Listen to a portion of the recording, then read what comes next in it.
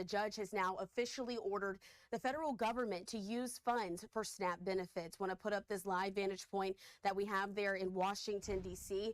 Of course, we have been waiting for this judgment as those SNAP benefits, also known as food stamps, were set to expire tomorrow, November 1st. And so many were facing questions of how they would continue to feed themselves. But just coming there from Boston, judges have now ordered the federal government to use contingency funds for SNAP food aid payments during this shutdown. And so to talk a lot more about what we're seeing here, how this was set up, and how we got to the point that we're at now, I want to bring into the conversation legal analyst Nima Rahmani.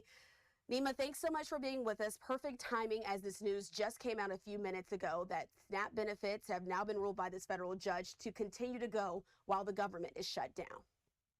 Christina, thanks for having me. And you're right, breaking news. And this is something we've been following for the past more than 24 hours now. Many of us expected a ruling yesterday, but Judge Talwani in Massachusetts issued her ruling today. And it really comes down to those contingency funds in the Department of Agriculture. So obviously we know there's a government shutdown and Congress can pass a spending bill, a continuing resolution, standalone legislation related to these SNAP benefits.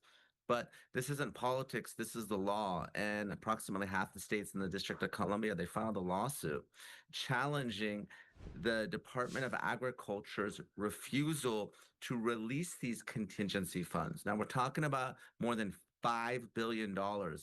Seems like a lot of money, but the SNAP program costs the department approximately 8.5 to 9 billion a month. So this will only get us through a few weeks, but the Department of Agriculture's position has been that these contingency funds can only be used for an emergency.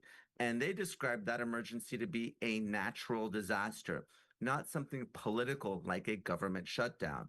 But the judge apparently disagreed, and she ruled that this is the type of emergency that would require the release of those contingency funds.